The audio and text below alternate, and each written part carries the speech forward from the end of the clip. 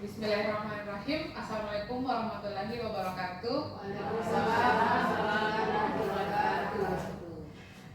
Terima kasih Bapak Ibu sudah meluangkan waktunya kita pada sore hari ini. Di sini kita akan belajar tentang budaya positif. Ini merupakan tugas aksi nyata modul 1.4 pada pendidikan guru penggerak angkatan 9. Saya sendiri Dian Intasari, calon guru penggerak angkatan 9 dari SMA Negeri 1 Selayar.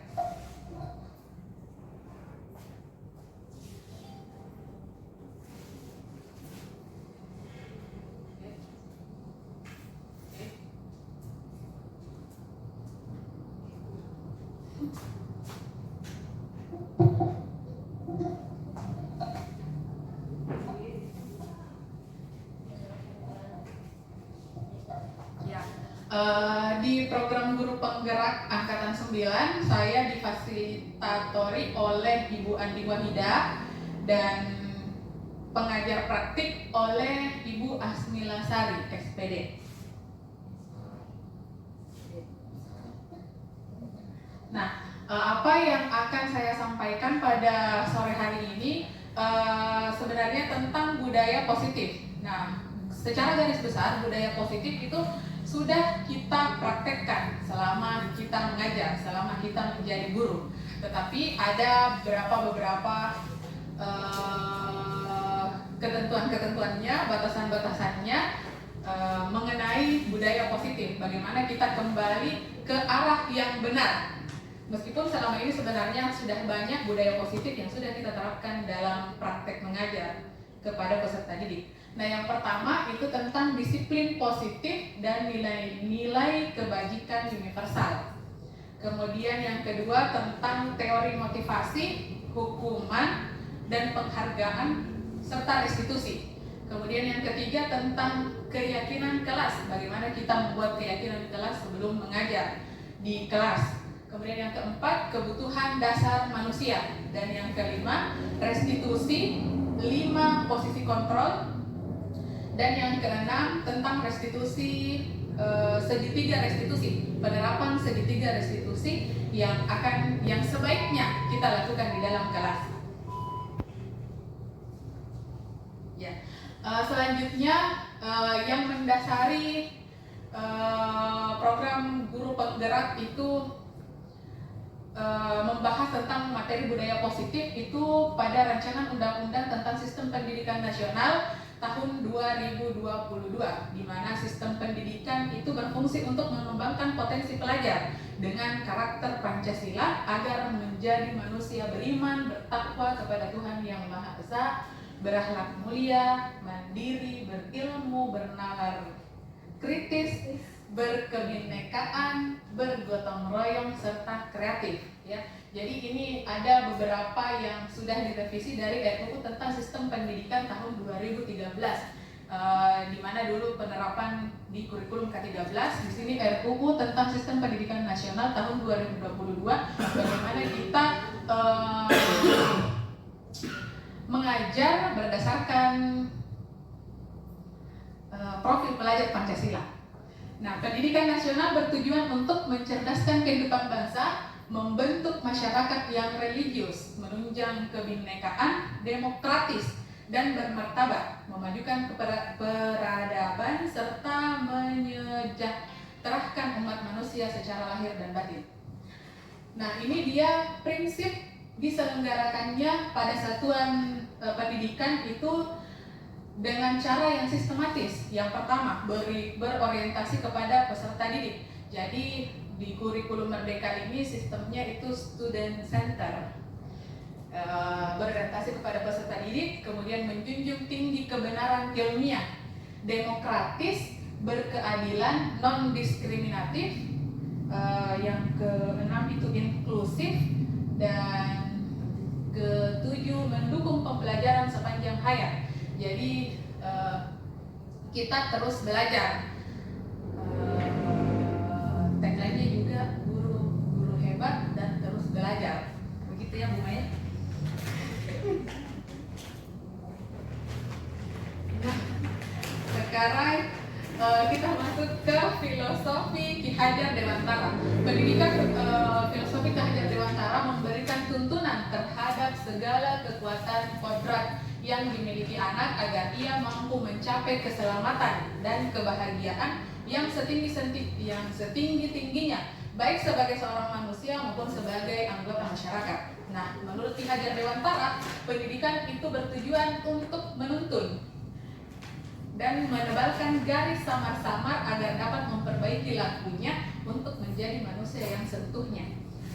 Ki Hajar Dewantara juga berpendapat bahwa anak bukanlah kertas kosong yang bisa digambarkan sesuai dengan keinginan orang dewasa. Jadi sebenarnya istilah yang dulu bahwa seorang anak itu terlahir dari kertas kosong itu sebenarnya miskonsepsi. Jadi setelah anak lahir itu sebenarnya sudah ada karakter atau pribadi yang dimiliki, sisa bagaimana kita untuk menebalkan garis-garis tersebut.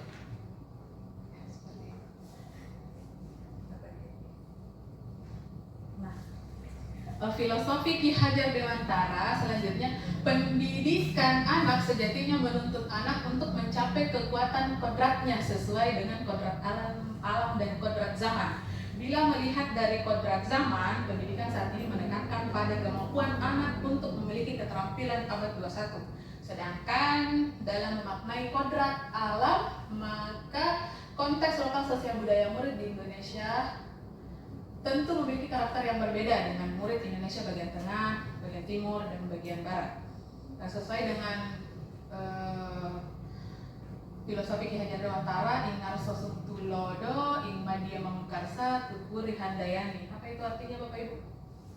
Di belakang, ya, di depan menjadi contoh. Kalau sebenarnya di belakang mendorong. Ya. Nah, kita masuk ke budaya positif. Seperti apa itu budaya positif? Budaya sekolah menurut Fulan adalah keyakinan-keyakinan dan nilai-nilai yang terlihat dari bagaimana sekolah menjalankan aktivitas sehari-hari. Sedangkan Diel mendefinisikan budaya sekolah sebagai berbagai tradisi dan kebiasaan keseharian yang dibangun dalam waktu yang lama oleh guru, murid, orang tua, staf administrasi, dan kerjasamanya dalam menghadapi berbagai krisis dan pencapaian. Budaya positif di sekolah ialah nilai-nilai atau keyakinan-keyakinan dan kebiasaan-kebiasaan di sekolah yang berpihak pada murid, sekali lagi yang berpihak pada murid, agar murid itu dapat berkembang menjadi pribadi yang kritis, penuh hormat, dan bertanggung jawab. Nah, budaya positif ini akan menimbulkan rasa aman dan nyaman bagi murid dalam mengikuti proses pembelajaran di sekolah. Jadi kalau kita sudah menerapkan budaya-budaya positif di sekolah, maka siswa akan merasa nyaman berada di sekolah. Budaya positif akan mendorong murid untuk berpikir, bertindak, dan mencipta sebagai proses memerdekakan dirinya sehingga menjadi murid yang mandiri dan bertanggung jawab.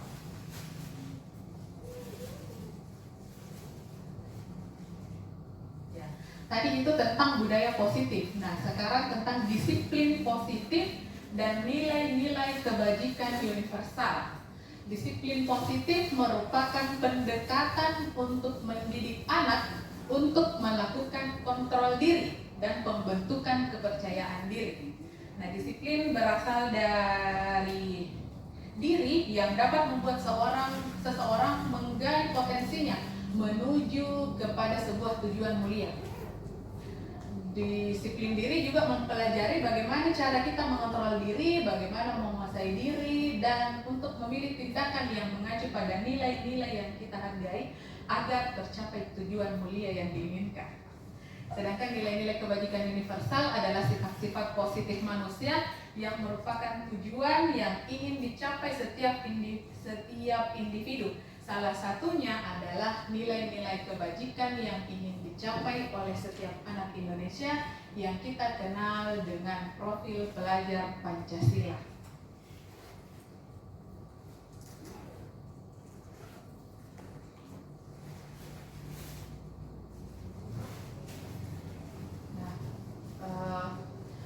Standar Pendidikan Nasional tentang disiplin positif dalam rangka menciptakan lingkungan yang positif, maka setiap warga sekolah dan pemangku kepentingan perlu saling mendukung, menghayati, dan menerapkan nilai-nilai kebajikan yang telah disepakati bersama. Untuk dapat menerapkan tujuan mulia tersebut, maka seorang pemimpin pembelajar perlu berjiwa kepemimpinan sehingga dapat mengembangkan sekolah dengan baik agar terwujud suatu budaya sekolah yang positif sesuai dengan standar kompetensi pengelolaan yang telah ditetapkan.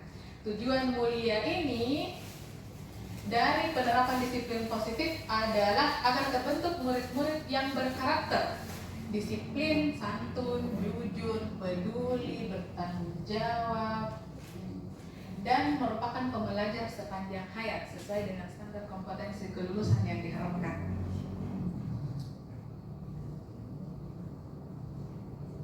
Nah, selanjutnya tentang materi teori motivasi, hukuman dan penghargaan serta restitusi.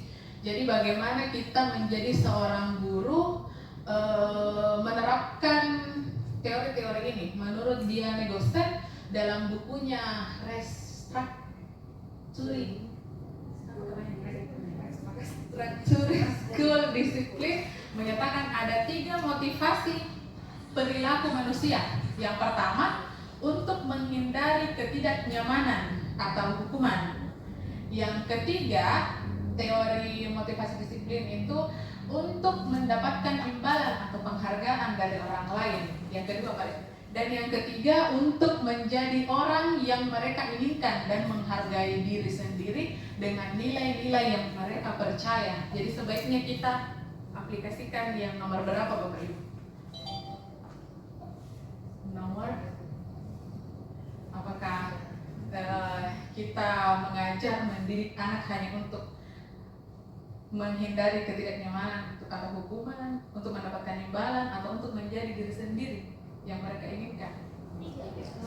Ya, harusnya kita menjadi yang ketiga, untuk menjadi orang yang mereka inginkan dan menghargai diri sendiri dengan nilai-nilai yang mereka percaya.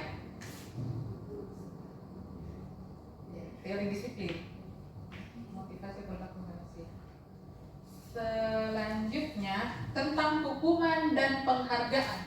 Bagaimana kita mengaplikasikan atau memberikan hukuman dan penghargaan kepada peserta didik. Alfie Kohn mengemukakan baik penghargaan maupun hukuman adalah cara-cara mengontrol perilaku seseorang yang menghancurkan potensi untuk pembelajaran yang sesungguhnya. Ya, jadi untuk hukuman dan penghargaan itu sebenarnya cara untuk mengontrol perilaku seseorang yang menghancurkan potensi untuk pembelajaran yang sesungguhnya. Menurut Kohn juga secara ideal, tindakan belajar itu sendiri adalah penghargaan yang sesungguhnya. Jadi menurut Kohn itu hukuman akan menghancurkan potensi dari peserta didik. Ya, bukan malah tidak lagi melakukan kesalahannya, tetapi itu hanya untuk menghancurkan potensi yang dia miliki.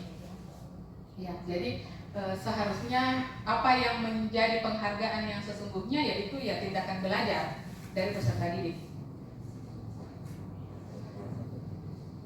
Nah, itu tadi tentang hukuman dan penghargaan. Sekarang hukuman, konsekuensi, dan restitusi.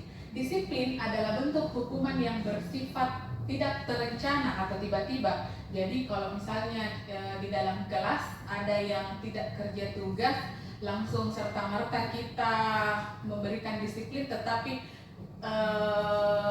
menyuruh peserta didik kita untuk keluar, nah itu dalam bentuk disiplin.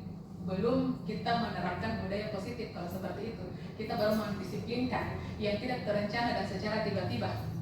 Nah, tidak melalui keyakinan kelas. Nanti selanjutnya akan saya bahas tentang bagaimana membuat keyakinan kelas. Jadi kalau misalnya ada siswa yang melanggar, kemudian langsung dihukum, dikeluarkan, ya itu disiplin yang tidak terencana dan berlaku secara tiba-tiba, dan itu hanya kehendak kita, bukan dari peserta didik. Ya. Anak atau murid tidak tahu apa yang akan terjadi dan tidak dilibatkan.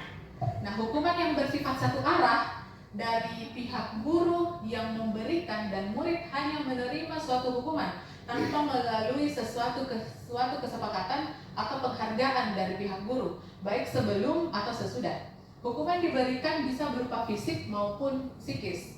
Murid atau anak akan disakiti oleh suatu perbuatan atau kata-kata. Jadi bukan hanya perbuatan, kata-kata juga bisa menyakiti hati peserta didik. Nah, disiplin dalam bentuk konsekuensi sudah terencana atau sudah disepakati, sudah dibahas dan ini disiplin dalam bentuk konsekuensi, tadi disiplin dalam bentuk hukuman, ya. Tadi hukuman, ini disiplin dalam bentuk konsekuensi, sudah terencana atau sudah disepakati, sudah dibahas dan disetujui oleh murid dan guru. Umumnya dalam bentuk-bentuk konsekuensi dibuat oleh pihak guru atau sekolah, dan murid sudah mengetahui sebelumnya konsekuensinya yang akan diterima bila ada pelanggaran. Jadi sebenarnya kalau konsekuensi, kalau tadi hukuman dari gurunya saja, misalnya tidak mengerjakan tugas langsung dikeluarkan, nah itu dari gurunya saja, tidak ada timbal balik dari peserta didik. Kalau misalnya disiplin dalam bentuk konsekuensi, sudah disepakati dari gurunya, tetapi siswa hanya tahu bahwa oh guruku gini yang bilang seperti ini, kalau tidak akan kumpul tugas maka tidak ikut ujian misalnya minggu depan. Nah, itu kan baru dari gurunya yang memang sudah disepakati bersama, tetapi baru hanya diketahui oleh murid. Selanjutnya, selanjutnya restitusi adalah proses menciptakan kondisi bagi murid untuk memperbaiki kesalahan mereka sehingga mereka bisa kembali pada kelompok mereka dengan karakter yang lebih kuat. Restitusi juga merupakan proses kolaboratif yang mengajarkan murid untuk mencari solusi atau masalah mereka dan membantu murid untuk berpikir tentang orang seperti apa yang mereka inginkan dan bagaimana mereka harus memperlakukan orang lain. Jadi restitusi ini sudah ada timbal balik dari siswa atau peserta didik.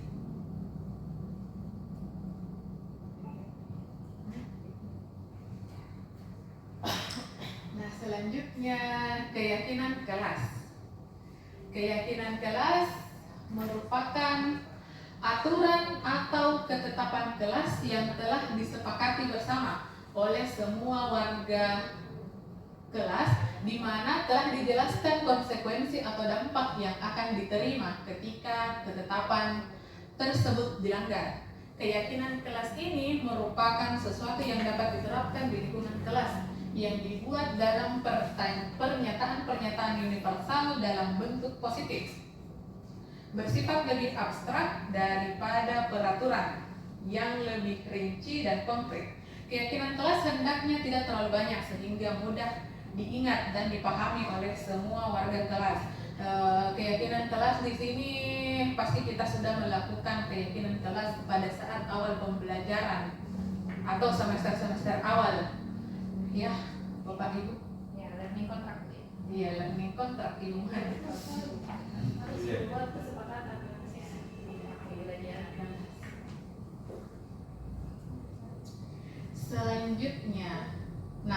Selanjutnya adalah 5 kebutuhan dasar manusia. Yang pertama, kebutuhan bertahan hidup. Jadi bukan hanya siswa, kita sebagai guru maupun anggota masyarakat lainnya sebenarnya butuh 5 dasar kebutuhan manusia ini.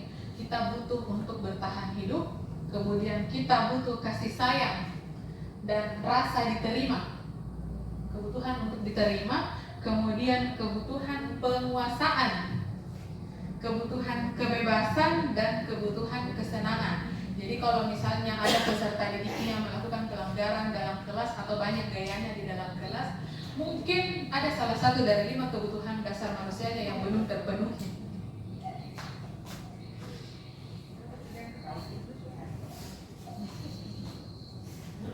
Nah, institusi atau 5 posisi kontrol guru. Jadi ada, kita sebagai guru ada 5 posisi kontrol.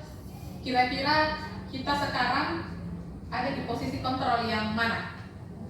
Tiga. Tiga. Saya. Ketiga, Mbak. Ya, teman. Ya. Posisi kontrol itu ada 5. Yang pertama sebagai penghukum. Yang kedua sebagai pembuat rasa bersalah. Yang ketiga sebagai teman, keempat pemantau, dan yang kelima adalah manajer. Manajer bagi peserta didik. Kita bahas satu-satu. Berarti jadi dia Kalau kamu ya, pemantau. nah sekarang posisi kontrol sebagai penghukum. Seorang penghukum bisa menggunakan hukuman fisik maupun hukuman verbal. Kalau kita ya tidak ada di hukuman fisik bisa pakai kita. Kalau hukuman verbal, kira-kira Mungkin pernah tapi tidak disengaja. secara spontan. Itu untuk hukuman. Seorang penghukum bisa menggunakan hukuman fisik maupun hukuman verbal. Yang kedua, pembuat rasa bersalah. Pada posisi ini biasanya guru akan bersuara lebih lembut. Membuat rasa bersalah akan menggunakan keheningan yang membuat orang lain merasa tidak nyaman, bersalah, dan rendah diri. Pernah di posisi seperti ini?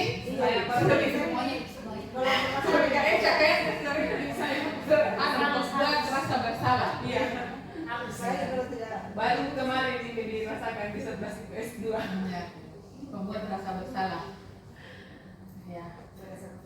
Ketiga, posisi kontrol sebagai teman. Guru pada posisi ini tidak akan menyakiti murid, namun akan tetap berupaya mengontrol murid melalui persuasi. Posisi teman pada guru bisa negatif maupun positif. Nah, positifnya di sini berupa hubungan yang baik yang terjalin antara guru dan murid. Guru di posisi teman menggunakan hubungan yang baik dan humor untuk mempengaruhi seseorang. Iya. Keempat, posisi pemantau. Karena ya ini ada di posisi pemantau. Memantau berarti mengawasi. Pada saat kita mengawasi, kita bertanggung jawab atas perilaku orang-orang yang kita awasi. Posisi pemantau berdasarkan pada peraturan dan konsekuensi. Dengan menggunakan sanksi atau konsekuensi, kita dapat memisahkan hubungan pribadi kita dengan murid. Sebagai seorang yang menjalankan posisi pemantau. Jadi ini posisinya Ibu Maya sebagai posisi pemantau. Saya belum sampai ke situ. Belum sampai ke pemantau. Nah, sekarang yang terakhir posisi kontrol sebagai manajer. Pak Tony mungkin? Pak Tony di sini sudah ada di posisi manajer, Pak Tony. Nah, posisi di mana guru berbuat sesuatu bersama dengan murid. Mempersilahkan murid untuk mempertanggungjawabkan perilakunya, mendukung murid agar menemukan solusi atas permasalahannya sendiri. Ya, jadi kalau misalnya ada peserta didik kita lupa bawa topi pada saat upacara hari Senin, tidak pakai topi, kira-kira bagaimana cara kita sebagai manajer agar dia mencari solusi dari kesalahannya? Oh, pernah juga saya ini. dia terus Iya. sendiri ya. Jadi peserta didik yang mencari tahu sendiri solusi dari apa kesalahan dari mereka. Seorang manajer telah memiliki keterampilan di posisi teman maupun pemantau. Dan dengan demikian bisa jadi di waktu-waktu tertentu kembali kepada posisi tersebut bila diperlukan. Jadi meskipun ya kalau Ibu Hikmat tadi bilang pernah aja berada pada posisi manajer, tapi pasti suatu waktu kita pasti kembali lagi ke posisi teman, ke posisi pemantau. Tapi harusnya kita ada di posisi manajer terus ya Bapak Ibu. Hakikatnya harusnya berada di posisi manajer. Namun bila kita menginginkan murid-murid kita menjadi manusia yang merdeka, mandiri, dan bertanggung mengacu pada restitusi yang dapat menjadikan murid kita sebagai seorang manajer bagi dirinya sendiri. Di manajer, murid diajak untuk menganalisis kebutuhan dirinya maupun kebutuhan orang lain. Nah, di sini penekanan bukan pada kemampuan membuat konsekuensi, namun dapat berkolaborasi dengan murid bagaimana memperbaiki kesalahan yang ada. Jadi bukan hanya kalau misalnya tidak bawa topi konsekuensinya dijemur, bukan seperti itu. Jadi bagaimana dia nanti tidak melakukan kesalahan itu lagi dan mencari solusi. Iya, mengantisipasi. Kalau berulang dia dilakukan secara terus menerus.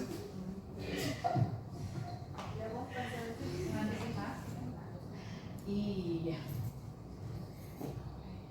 Oh ya, ini. Langkah-langkah segitiga restitusi.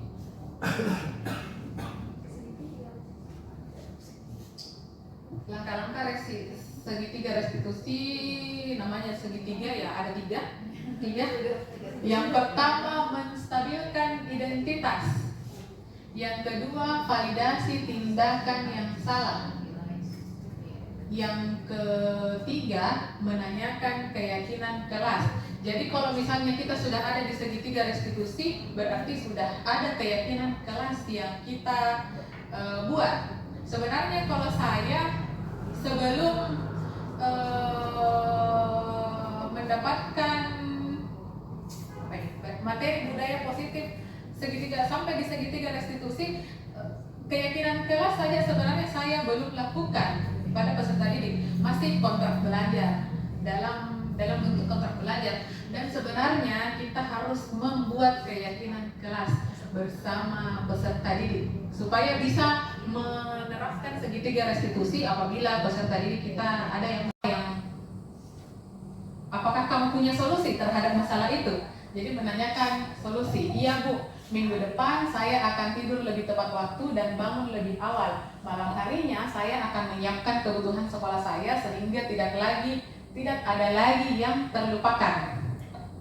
Kemudian kita apresiasi tindakannya. Jadi di sini dia sendiri menyampaikan alasan kenapa melanggar, kemudian dia sendiri yang mencari solusi dari perbuatan atau kesalahan yang Arif lakukan. Thank you.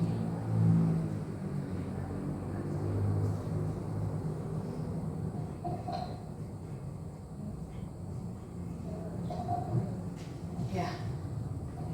Nah, segitiga restitusi itu merupakan materi terakhir Bapak Ibu. Terima kasih atas partisipasinya. Sebelum mengakhiri, apakah ada yang ingin ditanyakan?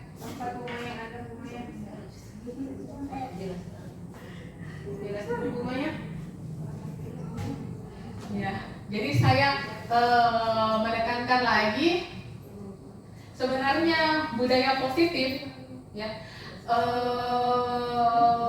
banyak materi budaya positif baru saya dapatkan di CGP. Serius ini nah, tidak main-main.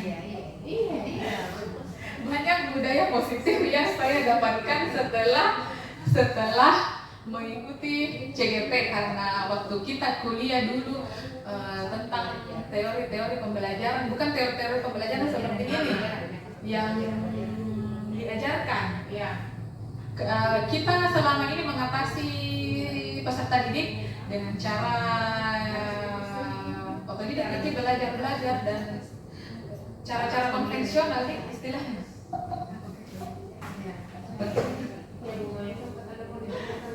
Sempat ada yang ingin ditanyakan.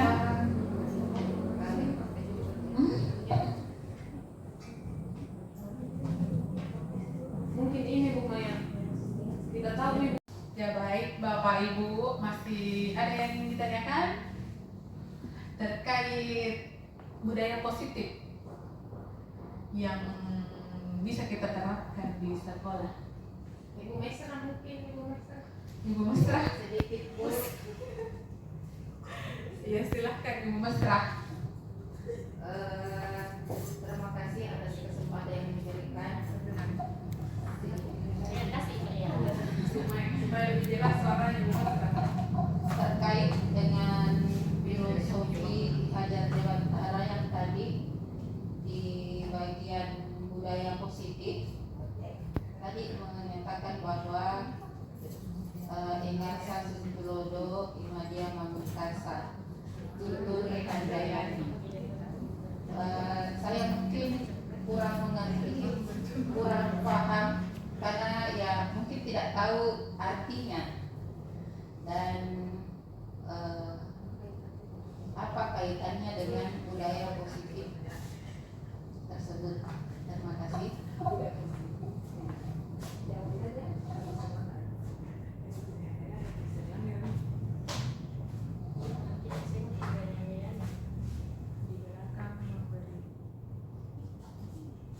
Ya, terima kasih Ibu Masra atas pertanyaannya. Pertanyaannya itu apa makna dari ini ya? Ingarso Suntulodo, Imadia Mangunkarsa, dan Tuturi Handayani. Ada yang tahu Bapak Ibu artinya ini? Mungkin Ibu Tati tahu. Ibu Tati. Ingarsa Suntulodo, Imadia Mangunkarsa, dan Tuturi Handayani. Di depan sebagai suri toladan, di tengah sebagai penyemangat, dan Tuturi Handayani di belakang sebagai pendorong. Ya, harusnya ini yang ditanamkan pada diri kita sebagai pendidik untuk mencapai nilai-nilai Pancasila. Seperti itu. Ya, seperti itu ya.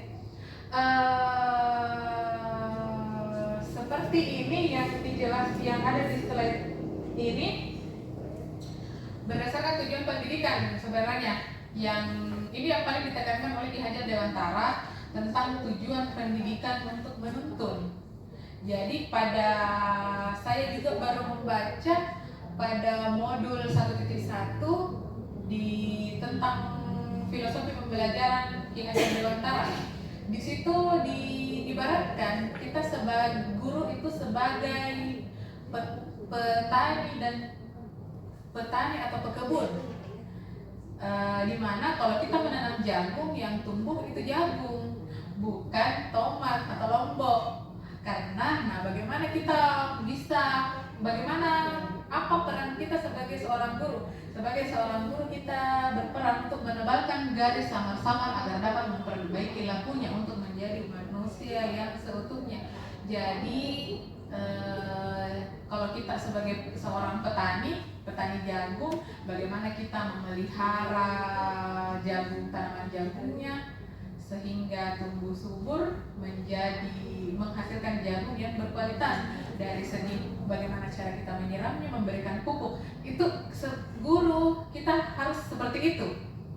Karena yang miskonsepsi yang saya katakan tadi, kalau misalnya memang selama ini juga saya pernah memahami kalau manusia itu terlahir sebagai kertas kosong, tapi sebenarnya itu miskonsepsi. Manusia terlahir sudah punya karakter. Jadi bagaimana kita menebalkan dan garis samar-samar karakter peserta didik kita. Seperti itu Bu Masrah. Terima kasih. Ya, terima kasih Bali.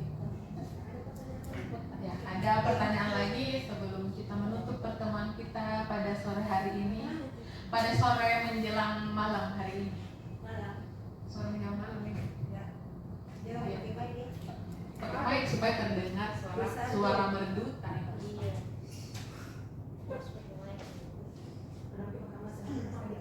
Terima kasih atas kesempatan yang diberikan. Tidak suara jadi mic.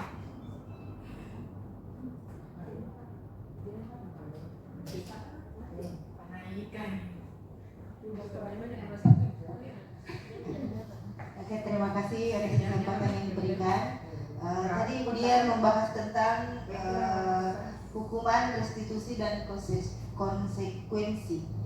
Nah sekarang yang ingin kami tanyakan, tolong berikan pemaparan tentang perbedaan antara hukuman, restitusi, dan konsekuensi itu sendiri. Terima kasih.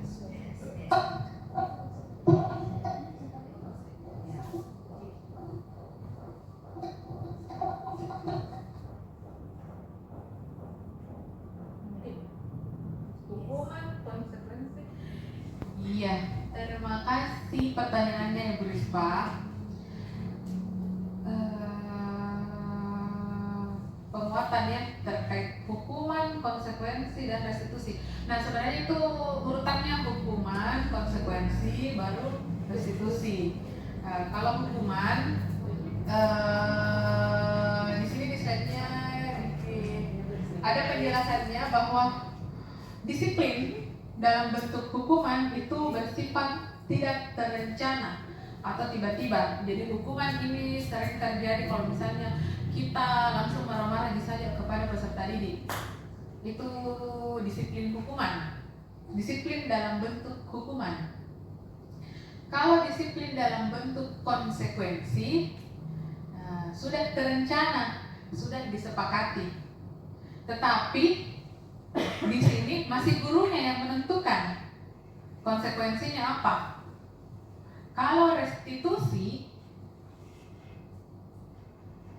ini restitusi, proses menciptakan kondisi bagi murid untuk memperbaiki kesalahannya. Jadi kalau misalnya kita sudah ada pada posisi restitusi, harusnya sebelumnya sudah ada memang keyakinan kelas yang kita buat dengan peserta didik kita, atau kalau kita sebagai wali kelas sudah ada keyakinan kelas dengan anak wali kita. Kalau misalnya ada yang melakukan pelanggaran seperti apa dan keyakinan-keyakinan kelas seperti apa yang mereka harus lakukan ketika berada di lingkungan sekolah.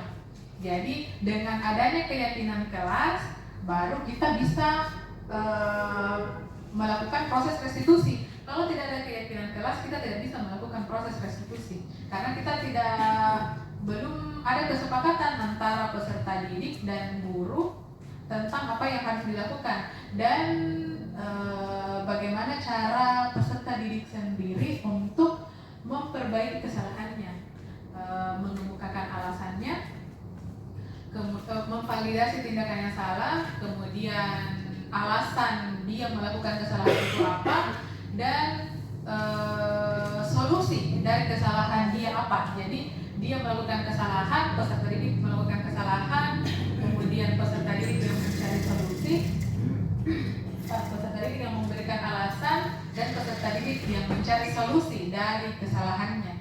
Jadi kalau misalnya, dan selama ini juga saya sampai pada materi modul 1.4 belum pernah melakukan restitusi.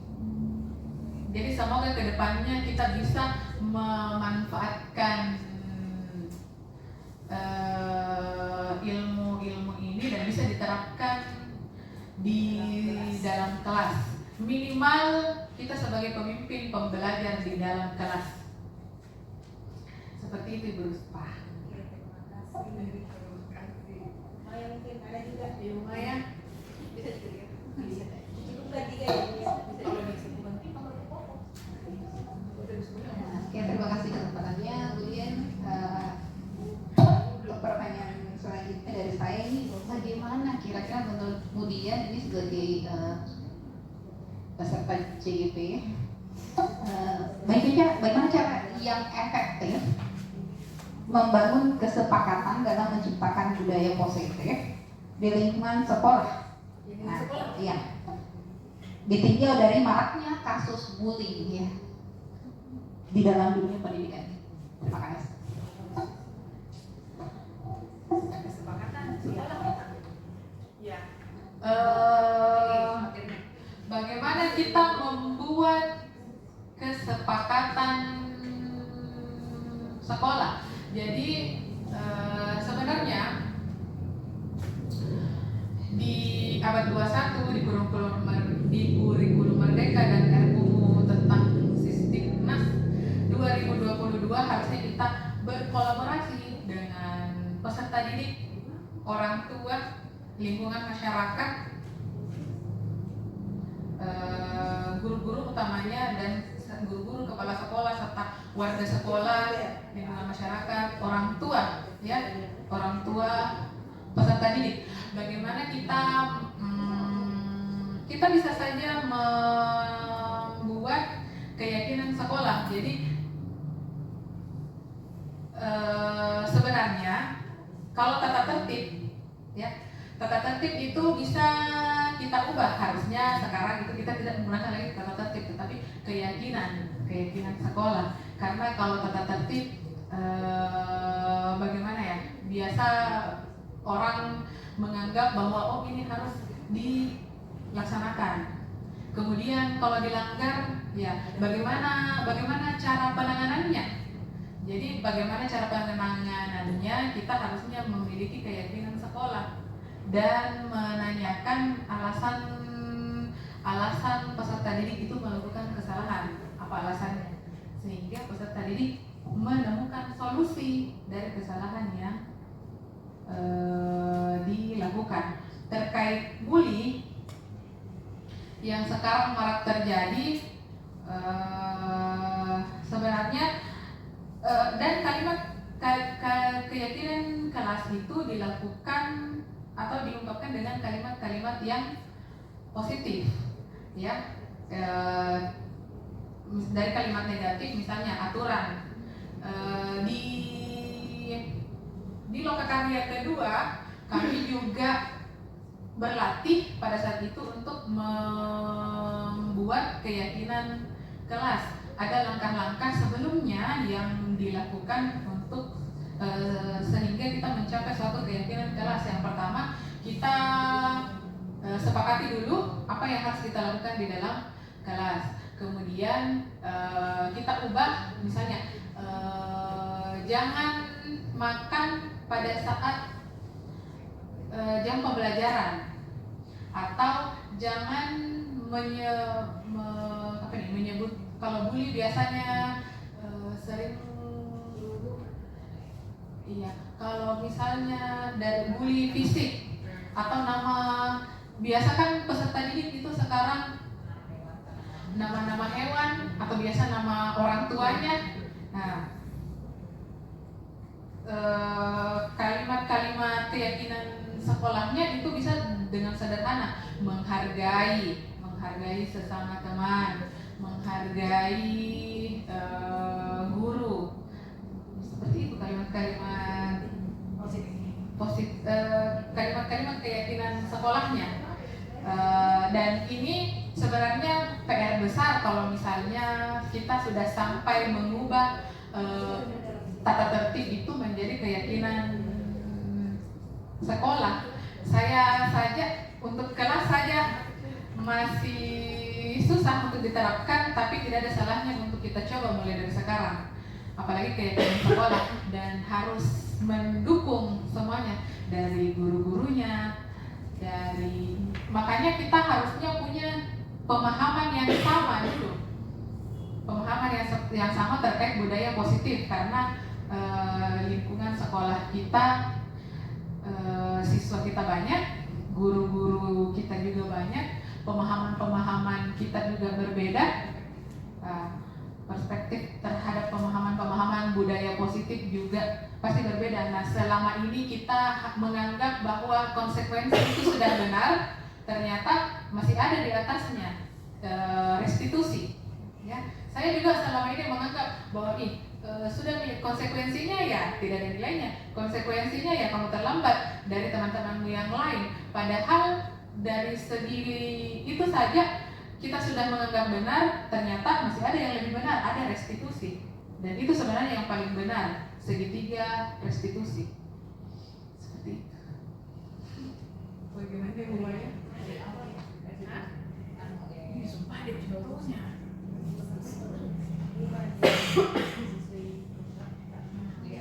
Contohnya segitiga restitusi. Contoh segitiga restitusi. Ini kan. Contoh segitiga restitusi. Oh, atau ini. Tadi kan ini contoh topi. Ada contoh kasus kedua.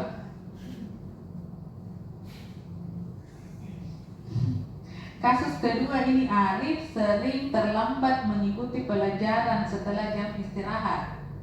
Alasannya, Arif, anak wali saya.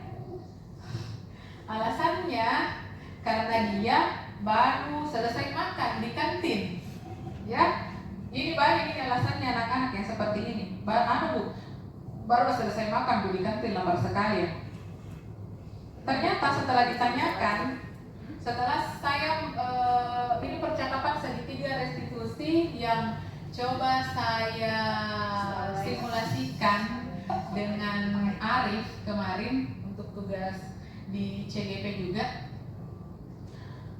Dia terlambat masuk kelas. Nah, kita yang pertama, yang segitiga restitusi yang pertama yang kita lakukan adalah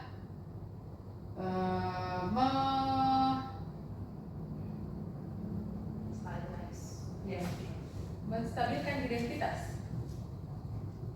Jadi kita tanya dulu ke Arif, apakah benar dia sering terlambat masuk ke kelasnya Pak Anton. Nah, ini contoh kasusnya, dia sudah 2 minggu dia terlambat. Kalau misalnya jawabnya Pak Anton, kemudian dengan alasan saya dari makan Bu di kantin. Nah, saya dari makan, kita stabilkan dulu identitasnya ya. Apakah benar? Mungkin terkait kehadiran saya Bu, ya benar. Oh iya, tapi benar kan kamu kemarin hadir pada pelajarannya Pak Anton? Nah, kita stabilkan dulu identitasnya. Iya Bu, hadir, tetapi saya terlambat masuk kelasnya Bu. Nah, kemudian kita tanyakan validasi tindakan yang salah. Arif pasti punya alasan melakukan hal tersebut. Sekarang ceritakan kepada ibu apa alasan keterlambatannya masuk di jamnya Pak Anton setelah 2 minggu itu. Nah, ternyata dia terlambat karena baru selesai makan di kantin. Nah, ditanyakan lagi, kenapa bisa? Kan sudah ada waktu istirahat 20 menit. Apa tidak cukup untuk digunakan makan? Nah, ternyata setelah ditanyakan lagi, 2 minggu ini ada game baru yang lagi ngetren. Nah, setelah jam istirahat dia main game dulu, main HP dulu. Lama-lama berlalunya jam istirahat, baru pergi ke kantin. Otomatis kan terlambat nih masuk di jamnya Pak Anton. Nah, itu alasan ini akar masalahnya. Dia mempelajari game baru sehingga kalau kan keluar di gurunya istirahat 20 menit. 20 menit itu tidak semuanya dia gunakan untuk istirahat makan. Game pinolong, game dulu baru dia pergi ke kantin untuk makan sehingga terlambat masuk di kelasnya Pak Anton. Nah, kemudian validasi tindakan yang salah ya. Oh begitu, Arif, apakah kamu masih ingat keyakinan kelas? Ternyata sudah kita membuat keyakinan kelas. Coba sebutkan keyakinan kelas yang kita bentuk. Nah, contoh keyakinan kelas seperti ini. Kalimatnya sederhana: saling menghargai dan menghormati, semangat belajar, meningkatkan kedisiplinan dan tepat waktu. Lalu keyakinan apa yang kamu langgar? Jadi ditanya lagi, apa yang dilanggar?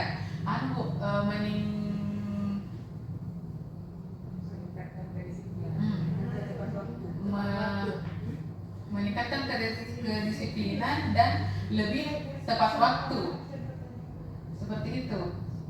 Jadi ditanyakan dulu apa alasannya, kemudian diingatkan kembali apa yang keyakinan kelas yang kita bentuk, kemudian mencari solusi apa sehingga kesalahannya Arif ini tidak terulang lagi. Nah, di sini dia ke depan silahkan mengatur waktunya dengan baik dan tidak lagi telat masuk ke kelas. Seperti itu. Dan ini memang kalau misalnya kita terapkan di 32 peserta didik, 35 anak wali kita, pelan-pelan diterapkan ya. Karena memang sangat sulit. Dan ini tantangan kita sebagai pendidik di abad 21. Seperti itu. Sepertinya yang pertama yang mau saya terapkan ini sama Andi Agus. Apa itu? Jadi harus ada dulu keyakinan kelas. Meskipun sekarang sudah pertengahan hampir di akhir semester, semoga di semester berikutnya bisa diterapkan. Ini kan dari semester depan ini akan meningkatkan disiplinan, tidak difilkan mungkin.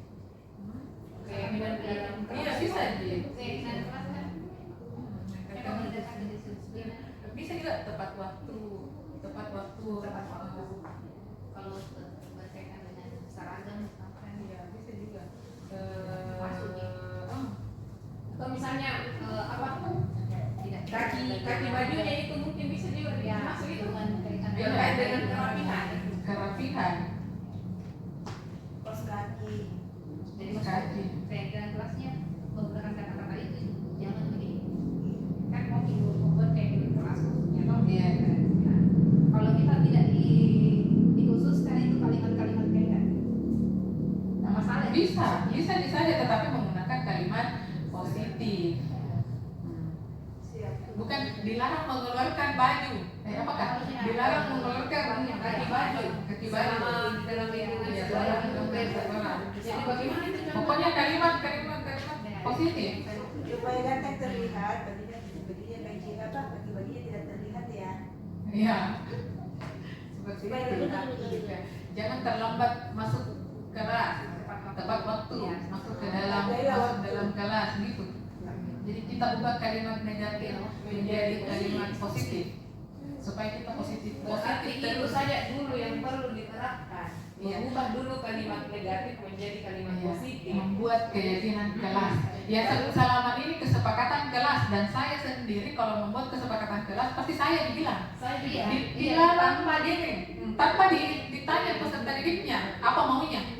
Padahal ada 5 kebutuhan dasar. Oke. Pengetahuan bisa dilihat 5 kebutuhan dasar manusia. Jadi ini bukan hanya peserta didik yang butuh ini, kita semua butuh. terutama kasih sayang. Bertahan hidup kak. Oh iya bertahan dan juga itu Bertahan hidup. Kalau saya ini di anomaliku pengalaman ini yang butuh kasih sayang ini karena mereka sudah pernah mengungkapkan. itu Ya. saya mungkin pengakuan ya enggak pengakuan ya itu Ya. kadang pengakuan juga ini lebih banyak ya. Pengakuan. Ya, pengakuan kebutuhan atas kemampuan. Kasih sayang. Kesenangan, kebutuhan untuk merasa senang. Tapi ini ada sedikit curhat ini dari anomali saya terkait dengan kasih sayang dan rasa diterima. Katanya pengalaman mereka tahun lalu, mereka tidak mendapatkan kasih sayang, makanya tahun ini mereka membutuhkan kasih sayang dari saya. Maka dari itu Ibu Hikmah sebagai wali kelasnya harus memberikan kasih sayang yang lebih kepada anak walinya. Karena setiap baik itu kasih sayang yang didapatkan, kasih sayang yang akan didapatkan di sekolah sempat di lingkungan keluarga dan lingkungan masyarakatnya, ya berbeda. Setiap peserta didik, ada peserta didik yang memang sudah bersama dengan orang tuanya, ada peserta didik yang tidak lagi bersama dengan orang tuanya. Pasti kebutuhan dasarnya pasti berbeda-beda. Iya, Betul. Kalau ini maksudnya kebebasan kebutuhan akan pilihan. Kebutuhan akan pilihan. Jadi sempat misalnya di dalam kelas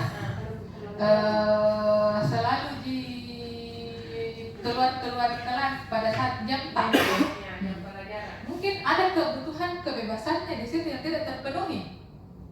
Jadi coba ditanyakan ke peserta didiknya alasannya, lagi-lagi alasannya kenapa tidak mengikuti pembelajaran. PKB. memilih keluar. Jadi lebih memilih keluar, berarti kebutuhan akan kebebasannya itu tidak terpenuhi. Iya, memang betul. Berdasarkan pengalaman.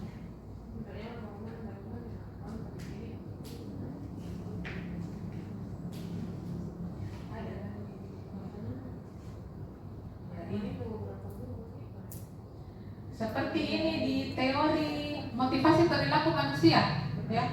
Kita harusnya menjadi seorang guru yang menjadikan anak itu menghargai dirinya sendiri dengan nilai-nilai yang mereka percaya.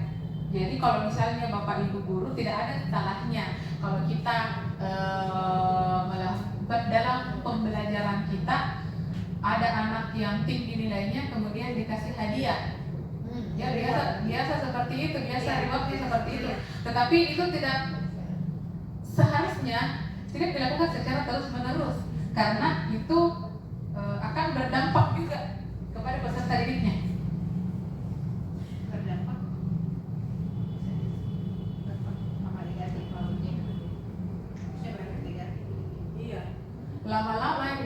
akan berefek negatif kepada peserta Dia didik. tidak akan belajar karena ini. Hanya sebentar dia ini di posisi kontrol, pasti dia hanya ingin mendapatkan pengakuan, Iya. ya. Dia akan terus menerus kebutuhan pengakuan atas kemampuan. Jadi kalau kita sering memberi imbalan reward kepada peserta didik kita, memberikan permen atau makanan sebagai reward pembelajarannya, nah sebentar dia hanya tidak menjadi dirinya sendiri, Akan melakukan sesuatu karena mengharapkan pengakuan pengakuan atas kemampuan yang dia miliki. Seperti itu.